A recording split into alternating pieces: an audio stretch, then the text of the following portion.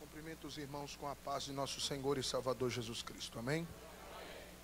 Queridos irmãos, por gentileza, tome o exemplar da Bíblia Sagrada em suas mãos, abrindo-a no texto que está inserido no Evangelho de Jesus, segundo escreveu o evangelista Mateus. Texto que está sumariado a partir do capítulo de número 16. E nós vamos ler a partir do verso de número 16. Evangelho de Jesus Cristo, segundo escreveu Mateus, capítulo 16, verso de número 16. Enquanto você desfolha a Bíblia, reportar aqui a minha gratidão a Deus por poder ter a oportunidade de estar com os irmãos neste 25º aniversário da igreja, que o vosso ministério, rogo a Deus, permaneça sendo fecundo, permaneça sendo produtivo e frutífero no Senhor. Jesus é maravilhoso que ele vai dizer no capítulo 15, eu sou a videira, o meu pai é o lavrador. Aí ele diz sobre o enxerto, varas foram enxertadas em mim, e a vara que produz fruto é limpa para que produza mais frutos ainda. Você percebeu que Deus é o que enxerta na videira, é Deus que colhe o fruto da vara que enxertou, e Ele ainda exige que essa vara produza mais fruto para Ele voltar daqui a pouco e colher de novo. É o significado da fala de Jesus é essa, né? E eu fico feliz com o nosso presidente, pastor Paulo, que me cedeu a oportunidade. Muito obrigado, pastor, em estar aqui. Sinto-me honrado em ministrar a palavra de Deus nesse aniversário. Como vocês já conhecem, é inevitável não saber, o Robson, meu filho, está ali perto do pastor Paulo, e a minha esposa deve estar ali no material. É uma honra estar convosco. Você que encontrou, acompanhe comigo a leitura que diz-nos assim: E Simão Pedro, respondendo, disse: Tu és o Cristo, o Filho do Deus vivo. E Jesus respondendo disse-lhe: Bem-aventurado és tu, Simão Barjonas, porque não tu revelou a carne, nem o sangue, mas o meu Pai que está no céu.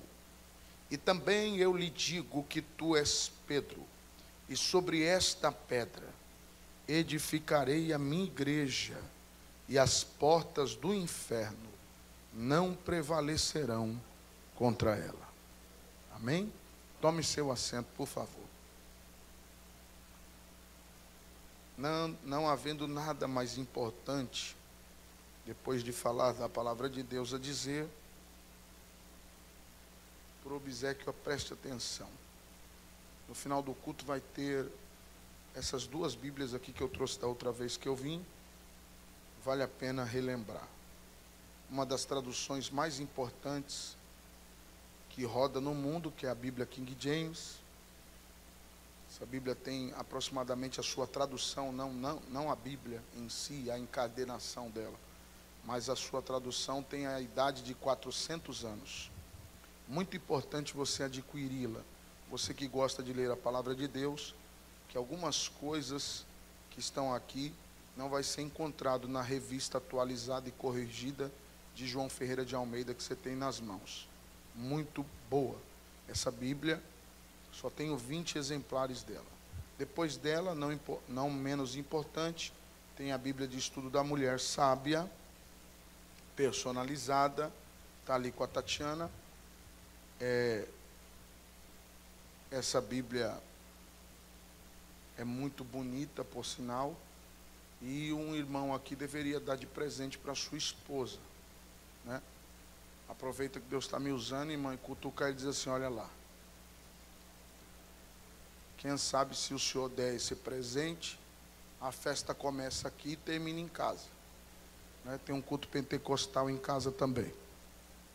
Não deixe de adquirir, você pode adquirir no seu cartão de crédito ou débito e parcelar ainda. Deixa eu lhe dizer por quê.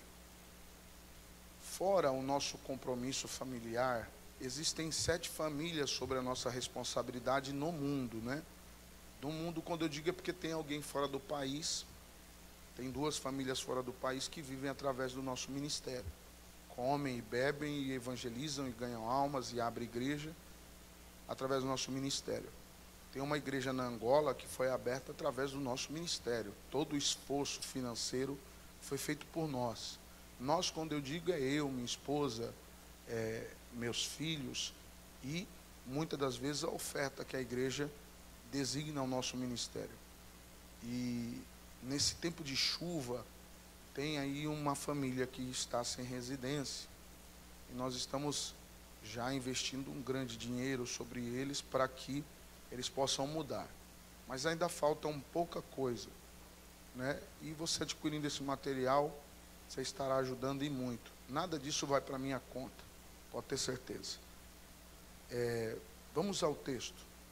Preste muita atenção no que eu vou lhe dizer, que é de suma importância as histórias que eu vou lhe contar aqui. O texto a qual acabamos de verbalizar fala-nos de Jesus Cristo fazendo uma pergunta para os discípulos. Ele começa, como diz o baiano, né? Jesus faz um arrudeio. O baiano usa essa expressão, Jesus faz um arrudeio. Ele começa dizendo: quem os homens dizem que eu sou? Aí um dos discípulos diz: tu és um grande profeta.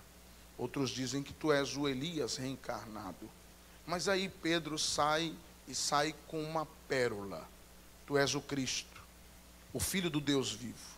E pela primeira vez é revelado o crucificado aqui, aquele que haveria de salvar toda a humanidade. E quando Pedro diz isso, não espantado como muita gente pensa, Jesus diz assim: ô Pedro, não foi carne nem sangue que te revelou essas coisas, mas o meu Pai que está no céu. Aí Jesus, fitando os olhos a Pedro, diz assim: mas eu lhe digo, a sua revelação é grandiosa, e por isso eu lhe digo, tu és Petros, tu é um pequeno fragmento de pedra extraído de uma rocha maior. Tu é uma pequena pedra, vírgula, sobre esta pedra, sobre esta rocha, sobre esta revelação que saiu da sua boca, é sobre ela que eu edificarei a minha igreja, e as portas do inferno não prevalecerão contra ela. Quando alguém ouve isso, vai pensar assim: o inferno vai atacar a igreja e não vai prevalecer. E é totalmente o oposto. Se alguém está fechando a porta, está tentando se defender e não atacar. Se fosse para atacar, usaria uma arma que fere, e não uma porta fechada que impede alguém de avançar. O que Deus está dizendo através dos lábios de seu Filho Jesus Cristo é: eu vou dar poder para a minha igreja avançar de tal forma que o inferno vai tentar fechar portas para a igreja não avançar. Mas eu vos digo que a autoridade que eu vou dar a vocês, nem a porta do inferno vai poder segurar vocês. É isso que o texto está dizendo.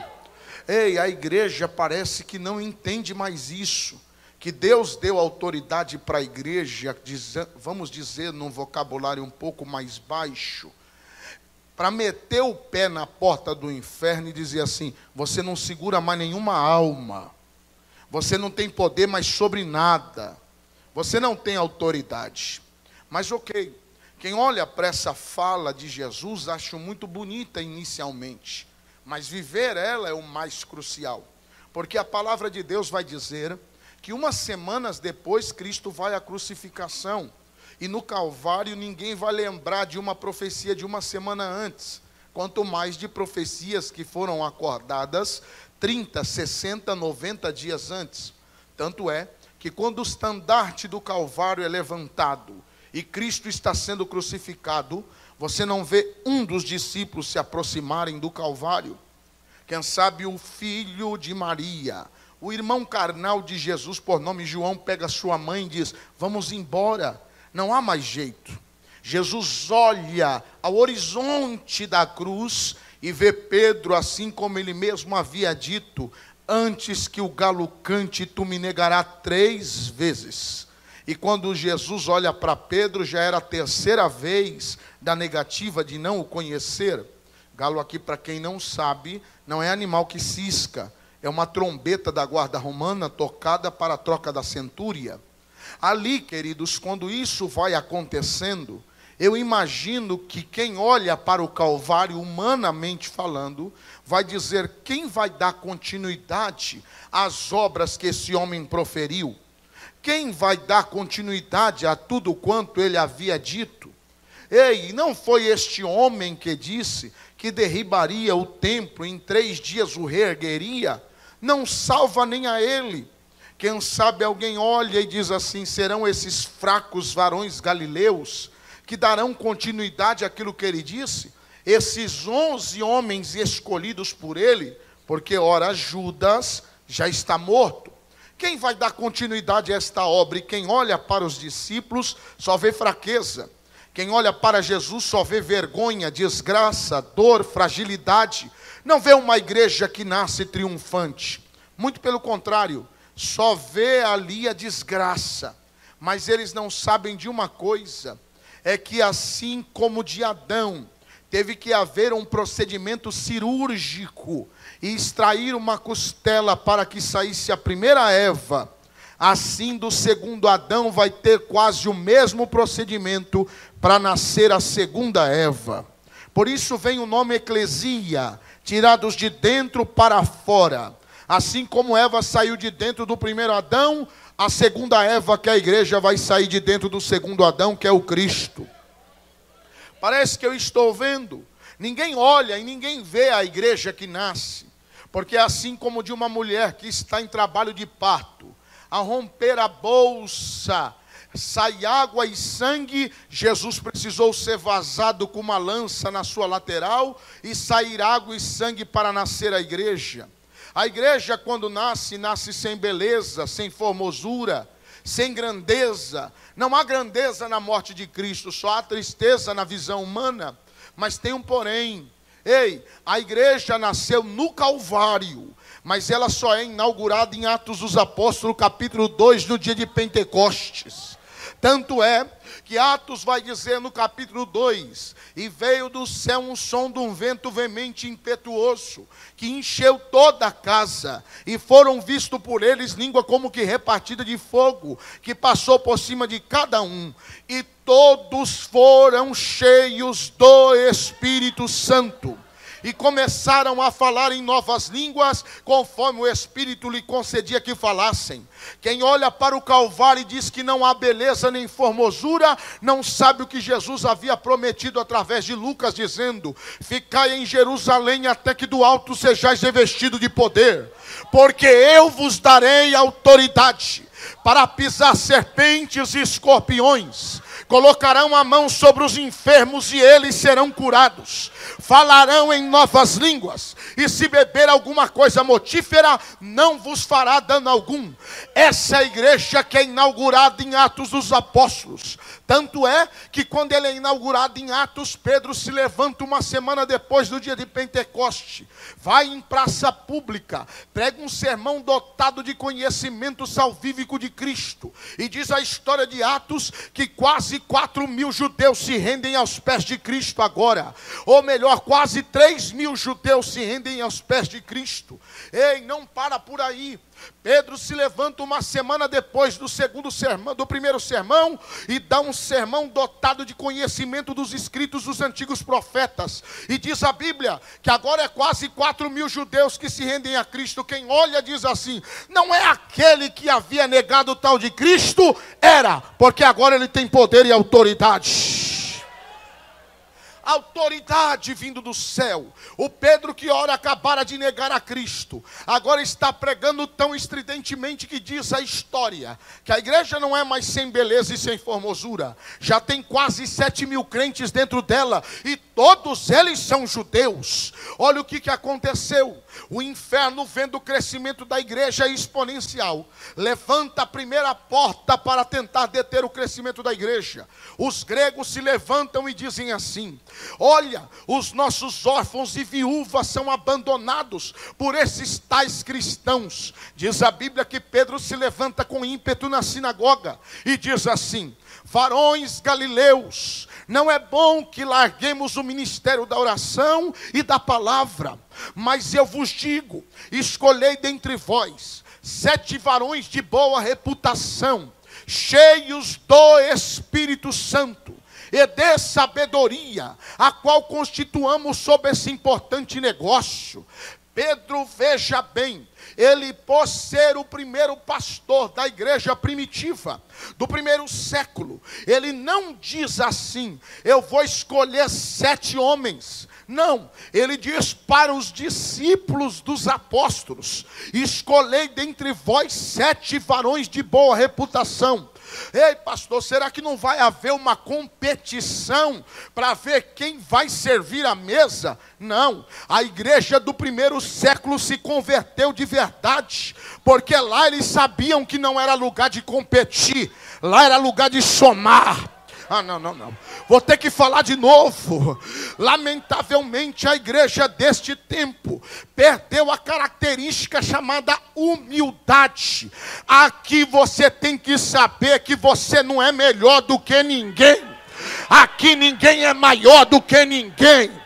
Desde o pastor que vos prega, aquele que limpa o banheiro, ei, é a mesma medida, é o mesmo padrão. O que diferencia é a responsabilidade. Deixa eu lhe dizer uma coisa: não houve um poder de competitividade, porque a igreja estava em unidade. Não vou repetir, aqui não vale a pena congregar se você não concorda com a maioria. Pega a tua mala e vai embora e para de atrapalhar o crescimento da igreja, porque a igreja precisa de alguém que se una e não de alguém que divida. O próprio Jesus disse com propriedade: não sabeis vós que um reino dividido não subsistirá? Aqui, se o pastor disse pau, é pau, se é pedra e acabou.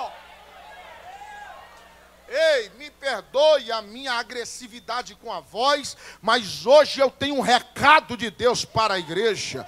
Escute, a Bíblia diz que Pedro coloca 3 prerrogativas que o varão deveria ter para ser escolhido. A primeira coisa que me aponta o texto é que ali ninguém era chamado de membro. Discípulos dos apóstolos. Vou repetir, discípulo dos apóstolos, porque na igreja primitiva, cada casa uma igreja, cada pessoa um discípulo. Não, vou repetir de novo, cada casa uma igreja, cada pessoa um discípulo. Se você não vive assim, você está no lugar errado. Ei, aqui não é maçonaria, aqui cada casa é uma igreja, cada pessoa um discípulo. Por que discípulo? Porque cada nova pessoa convertida era preparada para arrebatar almas do inferno. Então deixa eu te dizer uma coisa: se domingo lotou, hoje tinha que ter o dobro. Por quê, pastor?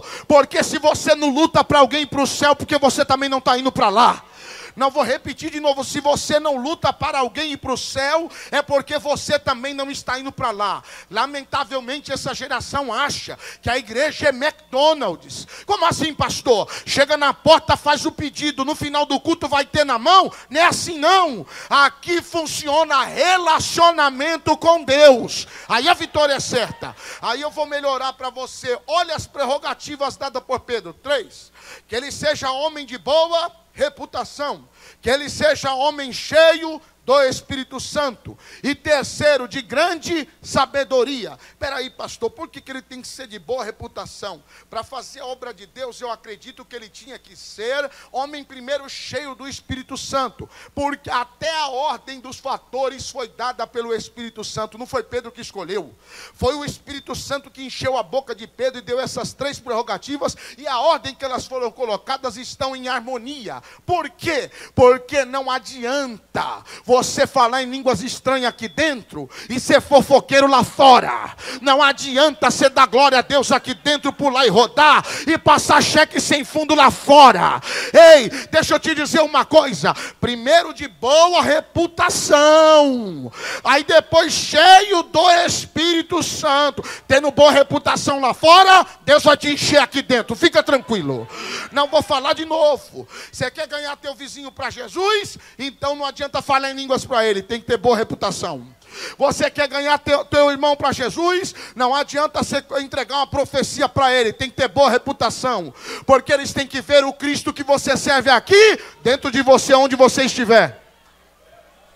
A Bíblia vai dizer que deve ser cheio do Espírito Santo. Por que primeiro, antes de ser cheio do Espírito Santo, não é cheio de sabedoria? Porque Pedro e o Espírito Santo sabia que ia ter gente que ia se estrebar em cima do seu próprio conhecimento terreno para achar que a obra de Deus pode ser feita por sinais humanos. Olha, para melhorar para você, eu vou falar uma palavra chula aqui, mas não que eu sou contra isso não. Olhe só, primeiro, meu filho, cheio do Espírito Santo, sua faculdade vem depois. Primeiro cheio do Espírito Santo, seu diploma vem depois. Primeiro cheio do Espírito Santo, tua carteira que você conseguiu não sei aonde vem depois. Você não entendeu ainda não? Tiago já disse que a sabedoria terrena é demoníaca, é animal. Mas quem não tem sabedoria, peça a Deus que de graça Ele dá. Deus está procurando alguém sendo cheio do Espírito Santo, mas também tem a sabedoria depois. Agora deixa eu unir esse negócio aqui para você entender. Eu nunca vi alguém diplomado ser cheio do Espírito Santo, mas eu nunca vi também alguém ser cheio do Espírito Santo que não tenha sabedoria. Ei, o teu diploma não te dá unção, o teu anel não te dá graça, a tua faculdade não vai te dar o dom do Espírito Santo, mas eu duvido que se Deus não te encher com ele, você não vai ter faculdade, você não vai ter sabedoria. Então a fala mais promissora aqui é essa: sabedoria não traz unção, mas é difícil quem não tem unção não ter sabedoria. Acabou.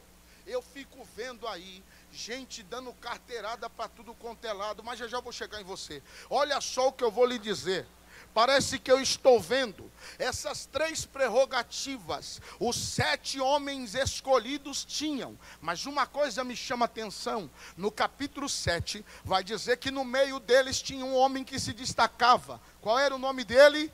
Estevão. E a Bíblia diz que esse homem era cheio de sabedoria, ele era de boa reputação, ele era cheio do Espírito Santo, mas ele tinha 2 prerrogativas a mais que Pedro não havia pedido. Ele era homem cheio de fé e fazia sinais e maravilha. Não, vou repetir. Não sou eu que estou dizendo não, é o capítulo 7 de Atos dos Apóstolos que está dizendo. Ele era homem de boa reputação, cheio do Espírito Santo e de sabedoria. Era homem também cheio de fé e fazia sinais e maravilhas. Estevão, ele tinha 2 prerrogativas a mais que Pedro não havia pedido e o Espírito de Deus também não havia colocado aos lábios de Pedro. Mas tem um porém. Por que ele tem? Porque obreiro bom vai além do que mandaram. Não vou falar de novo. Obreiro bom não só faz o que pediram, ele faz além do que pediram. Porque se você só faz o que te pede, tu és o mais miserável dos homens. Igreja não pode fazer só o que está escrito, vai além. Igreja não pode fazer só o que o pastor mandou, vai além. É para a obra de Deus. Paulo mesmo disse: se é para a glória de Deus, se há louvor, pense nisso, faça isso, acredite nisso. Mas o problema é que você nem faz e ainda está atrapalhando quem está fazendo. A Bíblia diz que Estevão tinha essas 5 prerrogativas. E se fosse no século 21, será que Estevão não ia chegar para o pastor Paulo Afonso Generoso e ia dizer assim: ó pastor, eu sou melhor que esse resto desses diáconos aí. O senhor não acha que está na hora de eu ser pastor também não? Porque tem gente que não pode ter nada, que acha que é melhor que todo mundo. Ei, o dom do Espírito de Deus não é para você aparecer, é para você servir.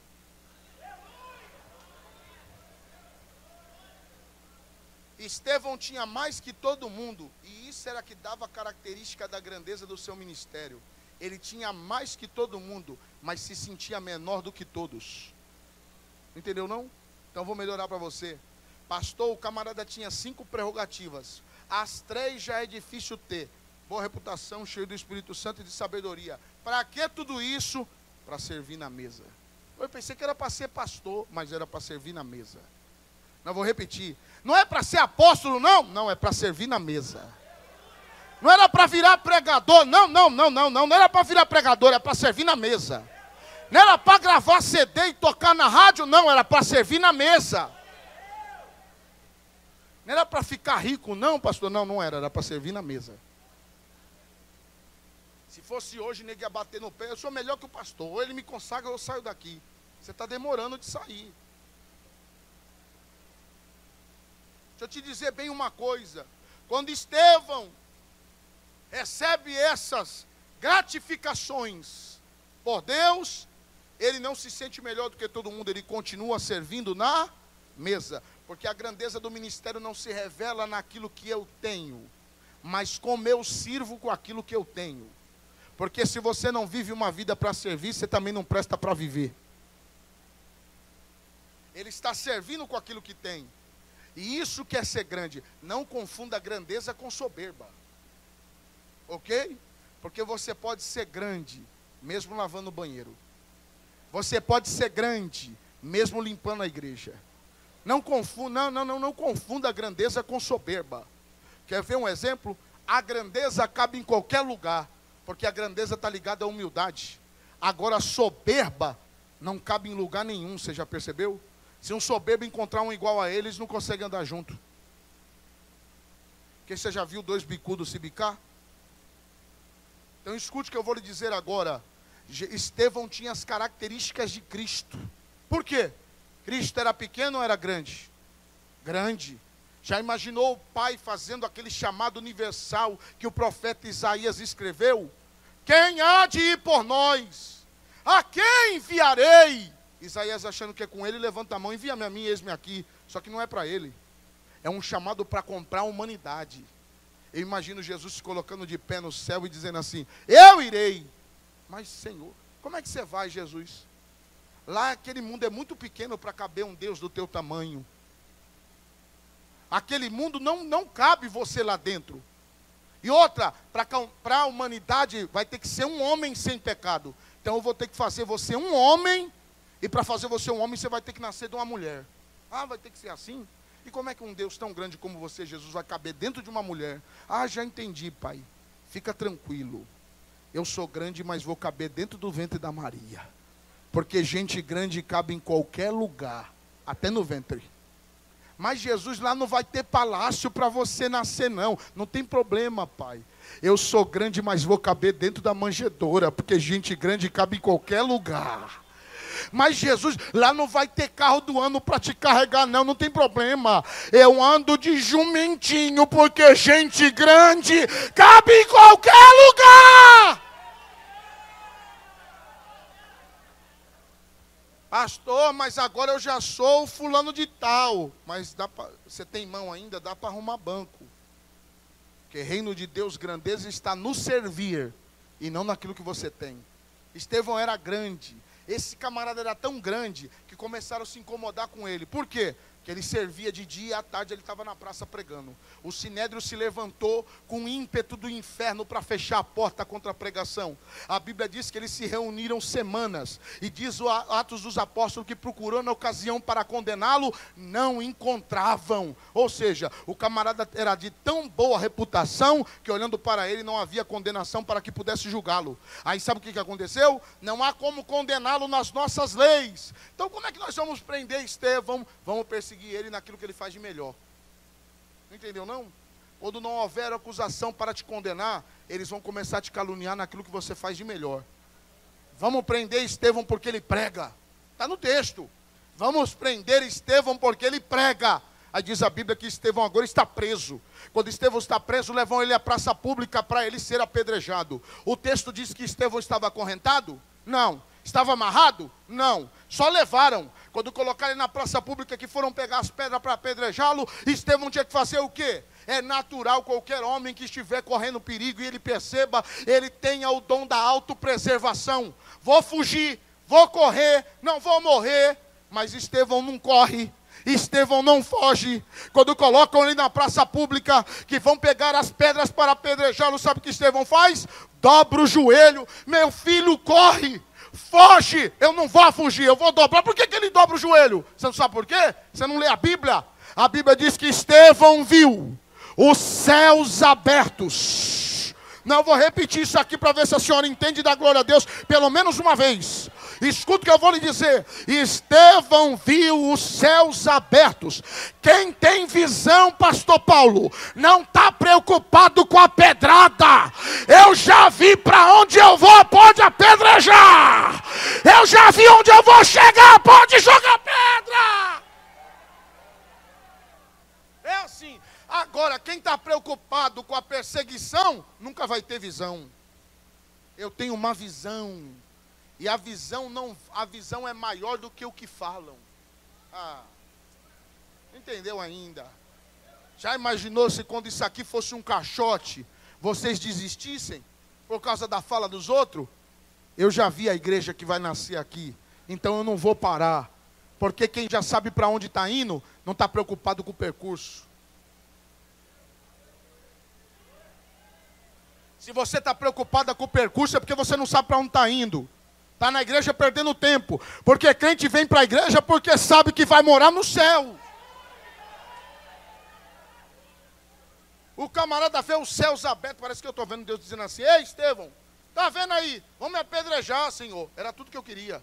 O quê? Se eles não te aceitam na terra, é porque chegou a hora de eu te receber no céu. Vem. Vem. Estão te aceitando? O que você fala, todo mundo aceita? Alguma coisa está errado com o teu evangelho. Porque o mundo nos odiaria, eles nos perseguiriam, mas Jesus nos fez uma promessa: alegrai-vos e exultai-vos quando vos perseguirem, mentirem, falando todo mal contra vós, porque assim perseguiram o profeta antes de vocês. Ei, grande é o vosso galardão.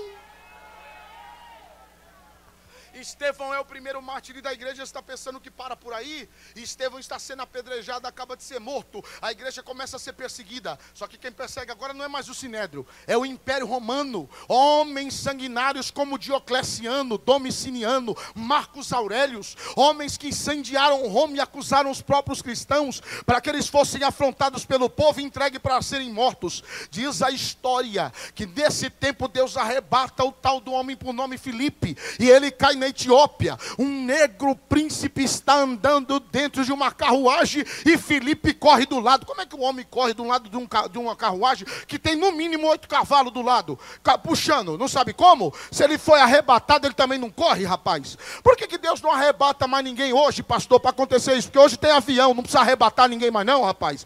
Deus já deu uma sabedoria para o homem construir avião. Escuta bem o que eu vou lhe dizer. Filipe prega para o homem para encurtar a história. O homem pergunta: o que me falta para ser salvo? Ser batizado. Tinha rio lá, pastor? Tinha uma lagoa gigante lá? Tinha uma piscina de plástico? Tinha nada. Apareceu, sabe o quê? Uma poça de água. Tem gente que fala que apareceu rio. É poça d'água. Mas poça d'água não dá para emergir. Meu filho, com pouca água, com muita água, o importante foi que a palavra já lavou ele.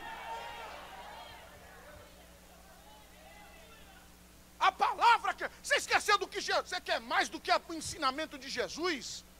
Me lava todo, Jesus. Deixa de ser hipócrita, Pedro. A palavra que eu tenho vos anunciado, essa tem deixado vocês limpos.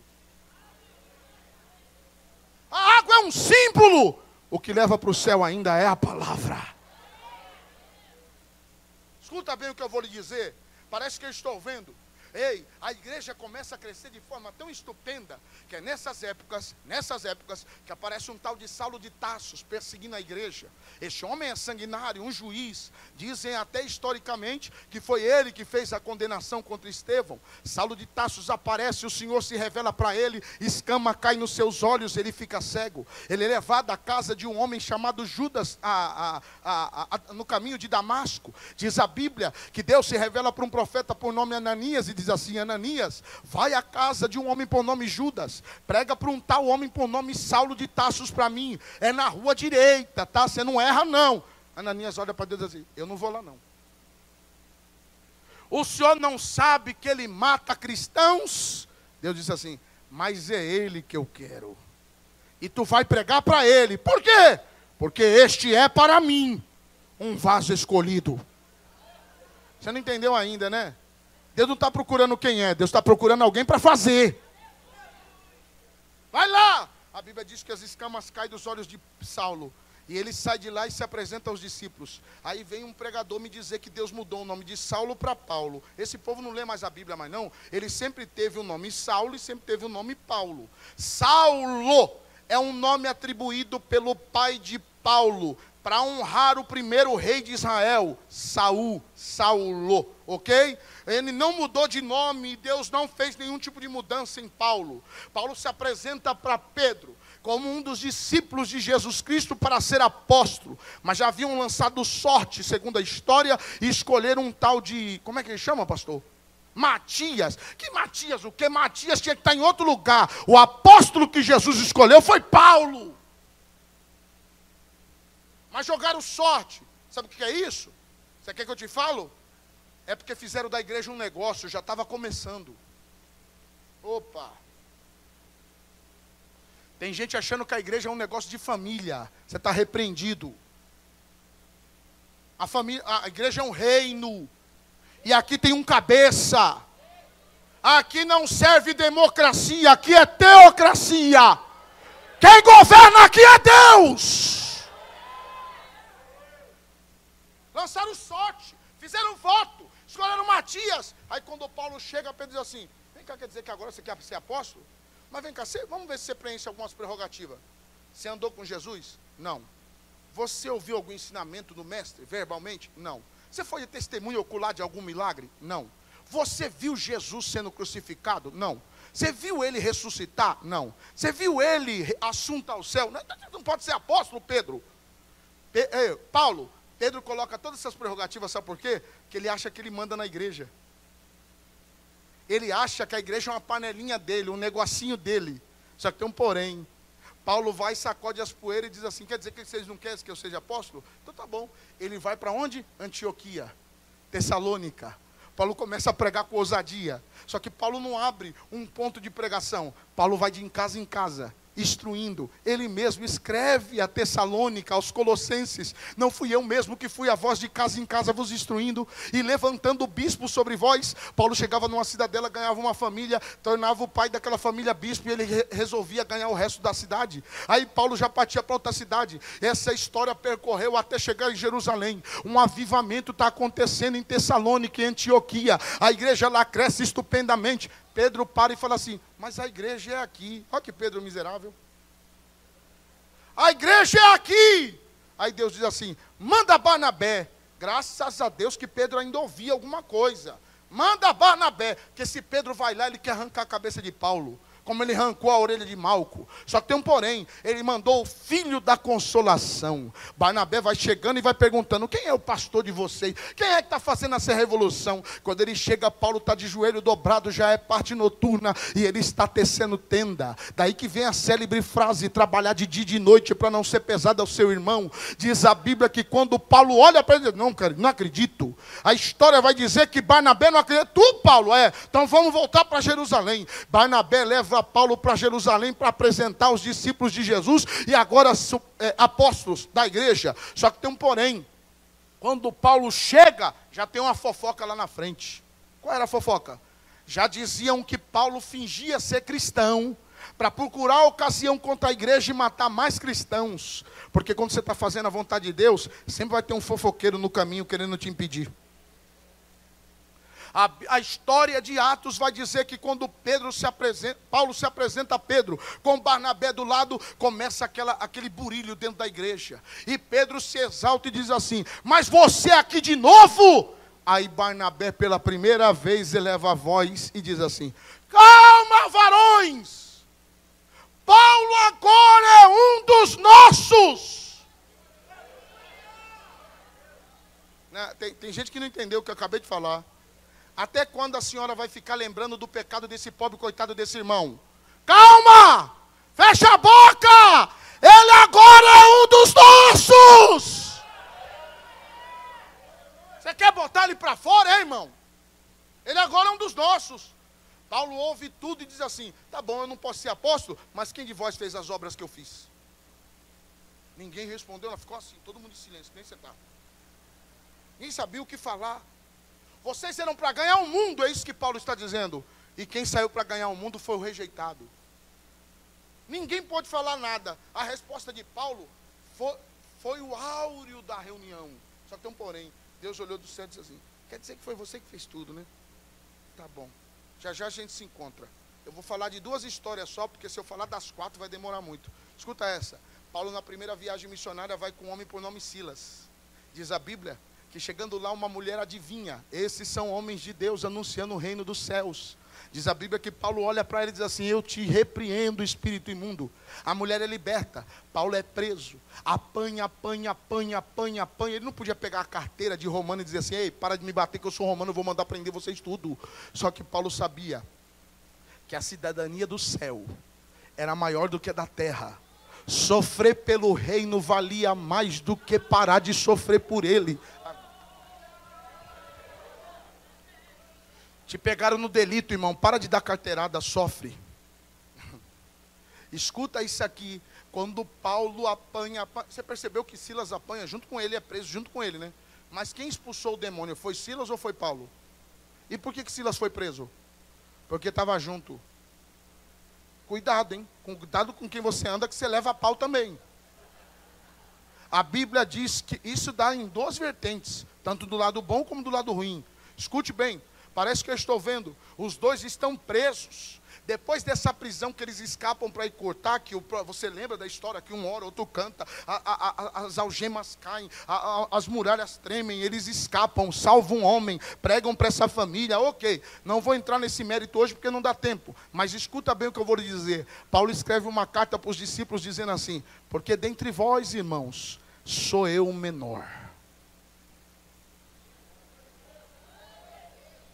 Deus olha para Paulo e fala: não, ainda não está bom. Paulo vai sofrer mais em 2 viagens, mas eu já vou pular para a última. Na 4ª viagem missionária de Paulo, diz a Bíblia, que ele está indo, ele é preso, ele está indo para Roma. Mas ele está indo para Roma fazer o quê? Ser decapitado dessa vez. Paulo está indo para a morte, mas dentro do navio, a Bíblia vai dizer que quando ele passa por bons portos, segundo historiadores, é quando ele escreve a carta a Timóteo, dizendo: Timóteo, eis que nenhum de vocês vieram me ver na minha primeira defesa, mas eu lhe digo, traga a minha capa, meus pergaminhos e os meus livros, para que eu leia. E olha, traga também contigo um moço por nome João Marcos, que é de suma importância para o meu ministério. Esse moço Paulo rejeitara numa viagem, porque abandonara ele em outra, mas agora ele percebeu que Deus tem uma importância com o ministério desse moço. Cuidado com quem você lança fora da tua casa e da tua vida, porque ele pode ser de suma importância para o teu crescimento. A Bíblia diz que ele pega, manda trazer o rapaz, e a história da igreja vai dizer, e não eu, olha só, que Paulo indo ser decapitado, ele diz: porque agora estou sendo oferecido em sacrifício de expiação, mas eu combati o bom combate, terminei a carreira e guardei a fé, e desde já está me reservada a coroa da justiça, mas não somente a mim, mas todos quantos crerem e amarem a vinda de Cristo. Mas eu lhe digo, Timóteo, que o sangue de Cristo verteu no Calvário para salvar todos os pecadores, do qual sou eu o principal.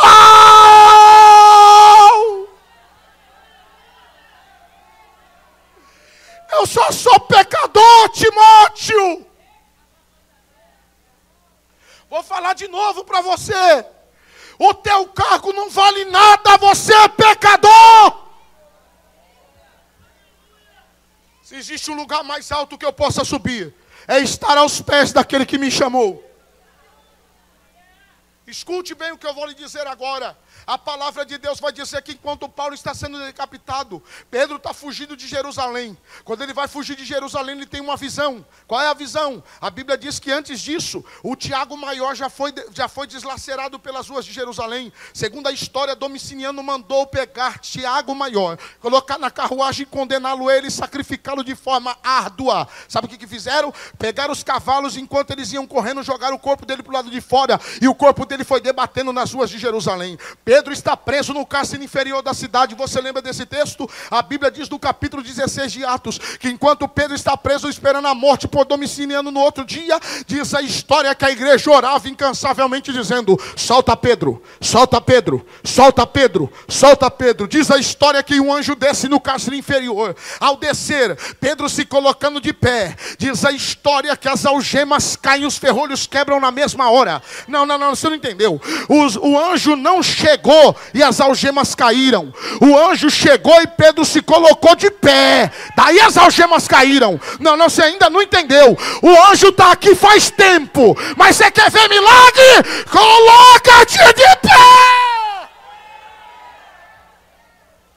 Tem gente aqui que quer ver pastor, você acha interessante? Tem crente que fica na igreja olhando para mim como que diz assim: vai acontecer alguma coisa. Enquanto você não se colocar de pé, não vai.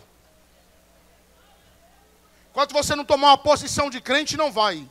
Diz a Bíblia que ele corre e ele pega a sua capa. Olha o que a Bíblia diz. Calma, não corre não, Pedro. Pega a tua capa, pega a tua sandália. Quando ele pega, que ele vai sair, ele percebe que não é sonho, é realidade. Por quê? Quando a igreja voltar a orar, tudo que for sonho vai virar realidade. Fica tranquilo. Outra coisa, a palavra de Deus vai dizer que quando ele chega nos portais da cidade, tinha alguém para ajudar ele a abrir a porta?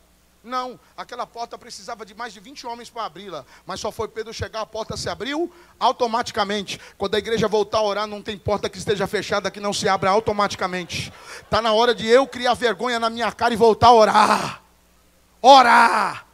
A igreja tem que entender que orar não é uma necessidade só. Orar é um prazer. A palavra de Deus vai dizer que nesse tempo, passa-se essa época, Pedro novamente tentando fugir de Jerusalém, ele percebe, tem uma visão. Agora não diz mais Atos, é a história da igreja. Diz que Pedro tem uma visão. Ele vê o Senhor Jesus Cristo entrando em Jerusalém com a cruz sobre os ombros. E Pedro pergunta ao mestre: para onde tu vais, mestre? O mestre, olhando para ele, diz: eu vou ser crucificado no teu lugar de novo, Pedro. Pedro percebe que não é mais momento de fugir, mas sim de permanecer com os irmãos. Semanas depois, Pedro está sendo preso pelos seus algozes. Domiciano manda crucificá-lo. Pedro andando para o Gólgota lembra de uma profecia do mestre, quando ainda diz: ei Pedro, hoje tu és moço e tu anda por caminhos que tu mesmo queira ir, mas haverá dias, Pedro, que outros te cingirão e te levarão por caminhos que tu não queira ir. Era Pedro sendo levado para a cruz, quando Pedro olha o Calvário e diz assim: não, eu não sou digno de ser crucificado como meu Senhor. Me crucifica de cabeça para baixo, mas igual meu Jesus eu não mereço morrer. Pedro é morto, o inferno está certo que dessa vez vai parar a igreja. Matamos o pastor da igreja do tal do Cristo, se enganou. Ei, João está pregando dentro de Roma contra um Deus chamado Júpiter. O apóstolo do amor prega com tanta ousadia que Diocleciano manda prender. Prende ele, prende esse homem. Prenderam João agora é levado até os requisidores e eles estão pensando: como é que nós vamos matar esse apóstolo de Jesus? Parece que eu estou vendo, pega um tacho de óleo quente, começam a ferver o óleo, acorrentam João e vão mergulhar ele lá dentro. Quando mergulham João dentro do tacho de óleo quente, achando que só vai sair os restos mortais, quando levantam a corrente, João ainda está amarrado, mas não tem uma queimadura sobre o corpo do apóstolo. Não há uma queimadura sobre o corpo de João. Por que isso aconteceu? Primeiro, que isso está descrito através de Jesus ainda vivo. Quando João deita no ombro de Jesus, os discípulos enciumados olhando para aquilo, vê Jesus se levantar e dizer: o que cuida vocês que eu ame mais a João do que a qualquer um? Pois eu vos digo uma promessa, que João não verá o dano da morte até que me veja na minha glória.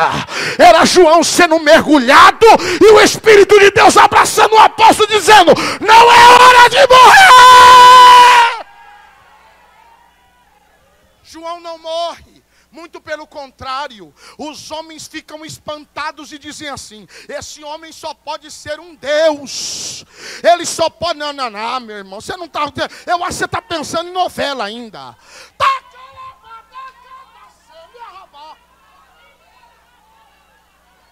Escute, esse homem só pode ser um Deus, porque nem o tacho de óleo quente, fervendo, pode detê-lo. Lembraram-se então que se soltarem João agora, vão acreditar mais nele agora que escapou da morte, do que quando só lhe pregava. O que faremos? Já que ninguém sabe que ele está livre da morte, vamos exilá-lo na ilha de Pátimos, para que pensem que João morreu, e com isso esses cristãos se despecem. Se enganaram. A fé pregada pelos apóstolos era firme. Estavam unanimemente reunidos na doutrina dos apóstolos e no partir do pão. Hoje tem gente que vê um irmão machucado, doente, não faz nada. Mas naquele dia não, era um por um, era um por um, era um por um.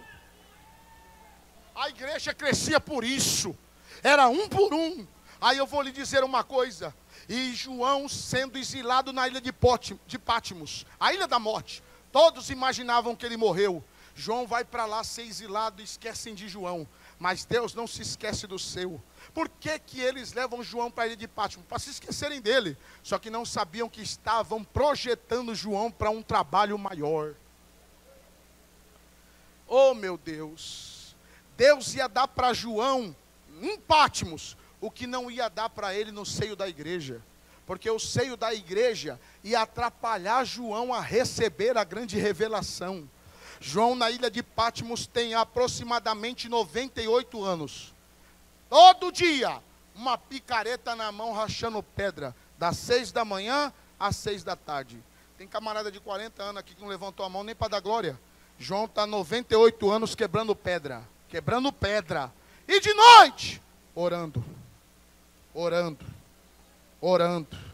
Num dia desses de oração, Deus olha para João e diz assim: ei João, gostei.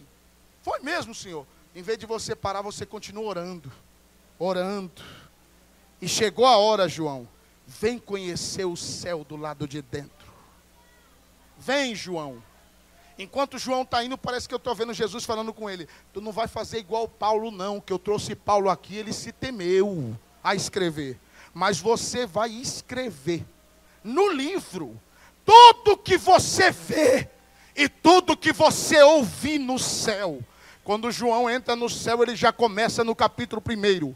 E eu, João, vi um semelhante ao Filho do Homem, que andava no meio dos 7 castiçais de ouro. Eu, João, vi os 24 anciões que se prostravam diante daquele que é santo, santo, santo. Eu, João, vi as 7 lâmpadas de Deus, que são os 7 espíritos que operam sobre a terra.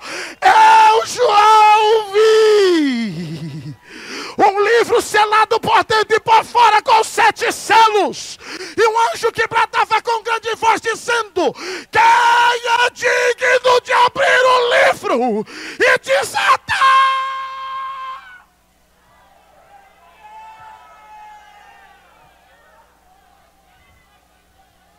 Eu vou te dar alguns segundos para você adorar e eu vou terminar. Aquilo que está em mim, pega aí, rapaz. Pega, mulher. Aquilo que está, eu tenho autoridade para dizer. E é desse jeito. Pega, pega, pega, pega. Essas línguas estranhas que estão na tua cabeça não é coisa do diabo. Não é proveniente das tuas emoções. Abra a boca e fala, fala, fala, fala. Fala no dialeto que você vai falar no céu.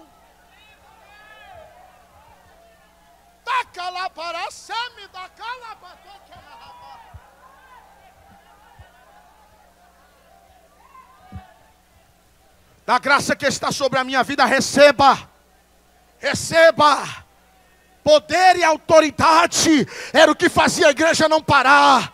Não era o templo, era poder e autoridade. Não eram os apóstolos, era poder e autoridade.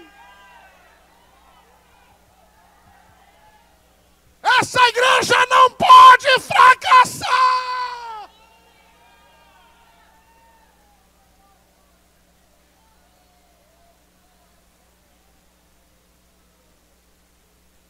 Falta-me tempo. Falta-me tempo para falar tudo sobre Apocalipse. Falta-me tempo para dizer que João é o único que morre de morte natural. E depois deles, quem aparece? Esse foi o último dos apóstolos que viu Jesus e que morreu de morte natural. Quem apareceu? Você não sabe? Apareceu homens como Inácio, Policarpo, homens da Ásia Menor. Receberam a carta redigida por João. Quando João escreve a carta, redigida à igreja de Filadélfia, de Pérgamo, já parou para imaginar? Esmirna foi a igreja de Policarpo. Eis que diz o último e o primeiro. Eis que diz o verdadeiro, o amém. Eis que sofrerei a tentação de 10 dias, mas ser fiel até a morte, e dar-te-ei a coroa da vida. Os romanos invadiram a cidade de Policarpo, colocaram fogo em casas, violentaram mulheres. Os filhos de Policarpo foram abatidos, sofreram. Um deles quebraram a perna de forma ferina. Só que tem um porém: quando Policarpo chega na cidade 10 dias depois, nenhum crente havia negado a Cristo. Policarpo, se você negar o teu Senhor, a gente para de matar o povo e ainda te liberta. Policarpo diz assim: soltem as algemas, tirem os ferrolhos. Quando soltam Policarpo, havia uma fogueira acesa já para queimá-lo. Policarpo não corre, ele vai andando em direção do fogo. Quando ele chega no meio da fogueira, ele diz assim: eu tenho servido durante 80 anos, e ele sempre me fez o bem. Não é agora que eu negarei o meu Senhor e Salvador Jesus Cristo. O fogo não arde sobre Policarpo. A fogueira faz um redemoinho. É um soldado que fere ele com uma lança.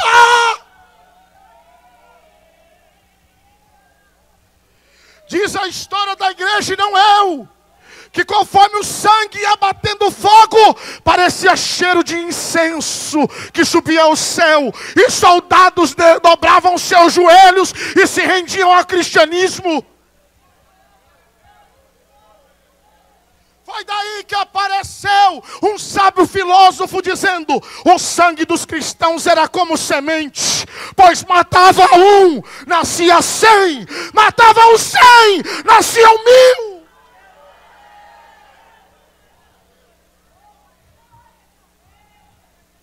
Por que eles até morriam? Poder e autoridade estava sobre a igreja. Vou terminar falando de Inácio. Inácio pregava tão estridentemente que o imperador mandou fechar ele debaixo do Coliseu. Mas até no porão do Coliseu, no meio da festa de Roma, em que os gladiadores se matavam, em que jogavam escravos para as feras, se ouvia uma voz gritando: eu sou trigo de Deus. Quem é esse homem? Soltem ele! Soltem para as feras!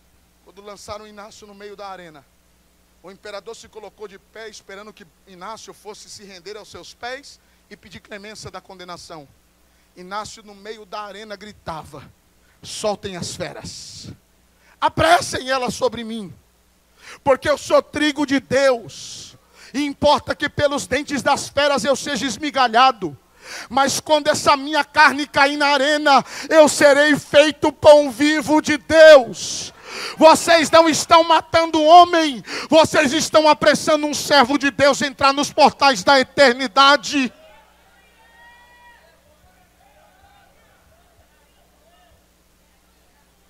Ei, depois destes, veio homens na Europa como John Wesley, Jerônimo Savonarola, Jonatas Eduardi. Veio homens como João Hus, veio homens como Martinho Lutero. Quem teria coragem, mesmo preso de forma domiciliar, guardado pelos irmãos de Wittenberg, pegar a Bíblia do latim e traduzir para o alemão e publicar com seu próprio dinheiro? só para que os irmãos pudessem ler a palavra e aprender a doutrina. Martinho Lutero fez tudo isso com o diabo acusando quase todo dia. Não adianta, não adianta, não adianta. Mas ele não parava de traduzir e publicar. Por quê? Porque ele sabia que conhecendo a verdade, só a verdade os libertaria. Martinho Lutero, na sua última investida em Roma, sabe que vai para a morte. É porque não dá mais tempo. Pode vir vindo para cá, pastor Paulo. Na última investida de Roma, Martinho Lutero indo e os irmãos dizendo: não vai, Martinho Lutero, dessa vez vão lhe matar. Martinho Lutero diz a célebre frase: se a causa é de Deus, ela será sustentada.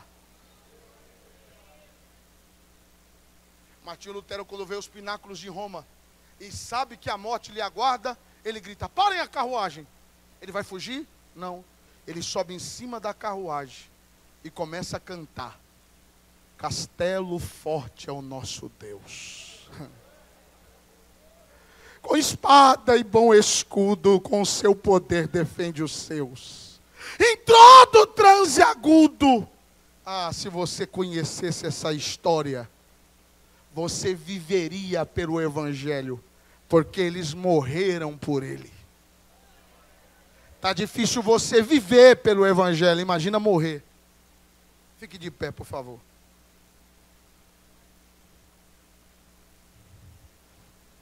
Faltam-me palavras.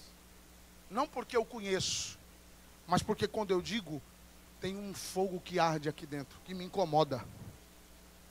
Sim, um trapo de imundície, mas alguém que Deus escolheu para usar. Eis-me aqui. Eis-me aqui. Não é o tanto que eu conheço que faz a diferença na pregação. É o tanto que Ele me dá. Olha o que eu vou lhe dizer. Não vale a pena viver um cristianismo na beira da praia. Se você foi para a praia, não molha só os pés. Mergulha de cabeça. Se não for para mergulhar, irmão, eu não tiro nem a roupa. Deu para entender? Esse mais ou menos aí, não vale mais a pena. Jesus mesmo disse: já que não é quente e nem frio, eu estou pronto a vomitar-te. Deixa eu te dizer uma coisa. Eu nasci foi no fogo, eu sou doido. O crente tem que ser maluco.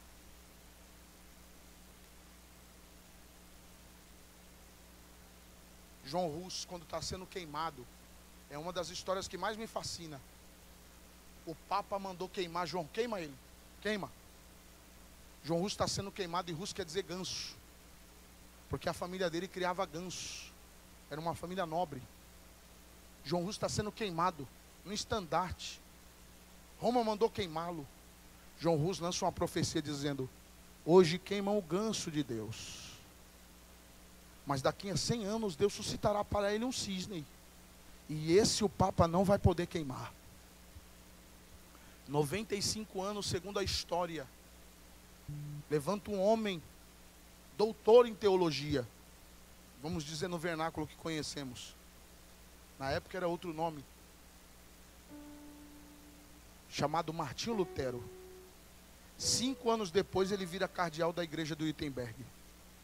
Os 100 anos cumprido, dito por João Russo. Eu também tenho uma profecia para você. Eu tenho uma profecia para lhe dar. Nós vamos crescer até o arrebatamento da igreja.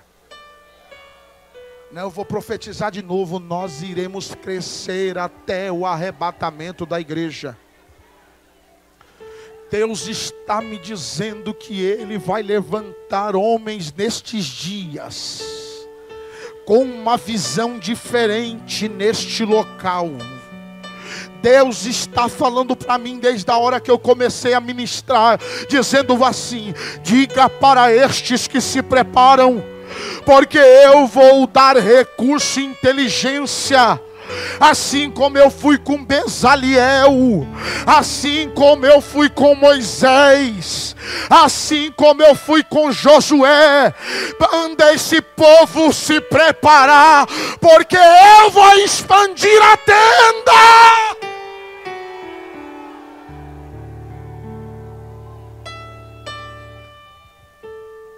Porque eu vos darei poder para pisar serpentes e escorpiões.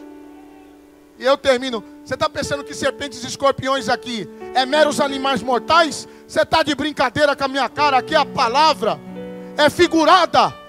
Serpentes, potestades, escorpiões, principados. Não entendeu ainda não? Então deixa eu te dizer uma coisa. Eu não sei o que o diabo está fazendo na tua vida, mas hoje Deus vai te dar poder para botar eles debaixo dos teus pés.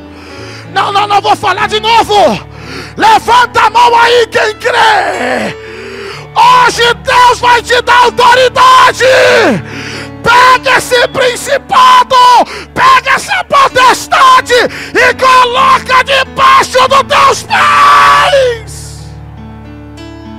Só quem crê joga a mão direita para cima e joga a esquerda para confirmar e faz aquele barulho que o diabo não gosta.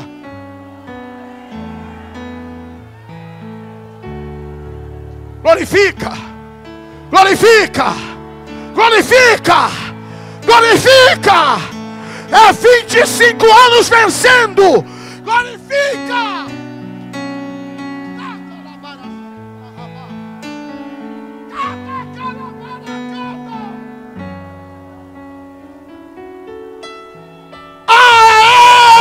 Toda glória, todo louvor, porque por Ele e para Ele são todas as coisas. Cadê você que quer entregar sua vida para Jesus ou fazer uma reconciliação? Eu lhe convido a sair do teu lugar e vir aqui na frente, que eu quero orar por você. Pastor, eu estou afastado há muito tempo. É você mesmo que Ele trouxe aqui para falar para você: eu tenho uma obra na tua vida. Vem para a minha presença. Vem para a minha presença. Se houver alguém aqui que deseja entregar a sua vida para Cristo, faça um sinal com a sua mão que eu quero orar por você. Seja você afastado ou não crente, deixa eu lhe dizer uma coisa: não existe poder maior no mundo do que aquele que é dado por Cristo. Já veio uma vida aqui, aplaude aí. Diga glória. Cadê a segunda pessoa? A senhora? Já tem essa moça aqui, diga glória.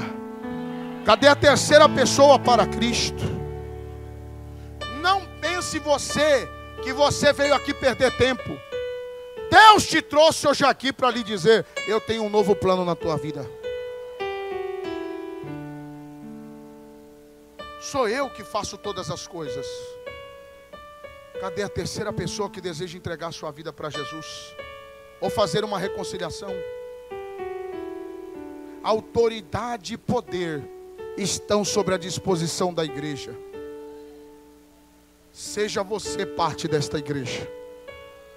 Aonde está a terceira pessoa? Levante a sua mão, eu quero orar por você. Você não pode sair daqui hoje sem entregar sua vida para Cristo. Já vem umas crianças aqui. Não, você não deu glória a Deus por quê? Diga glória. Diga glória.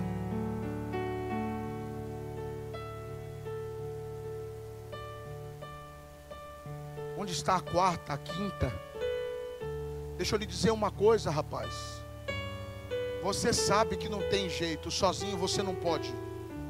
Só Cristo pode resolver.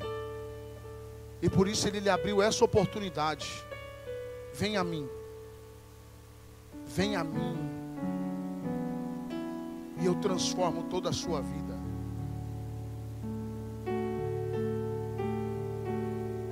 Eu tenho servido durante 25 anos. Quando essa igreja nasceu, eu entreguei minha vida para Cristo. Eu tenho servido durante 25 anos. Nunca me desviei. Espero nunca sair da presença de Deus. Já veio uma... Não, mas a senhora pensei que estava vindo. Nunca me desviei. Nunca me afastei. Mas uma coisa é certa. Porque tem uma mão me sustentando.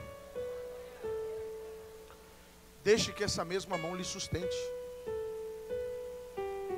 Você tem essa oportunidade hoje. Não saia daqui sem entregar a sua vida para Cristo ou sem fazer uma reconciliação. Você crê que Deus pode mudar a sua história? Saia do seu lugar e venha até aqui à frente, como fez essas jovens irmãs e essa criança. Eu estou lhe aguardando. Eu peço ao nosso pastor presidente que venha orar por essas vidas. Por favor, pastor Paulo, venha orar por eles. Esse é o seu rebanho. Aplaude a Jesus bem forte aí.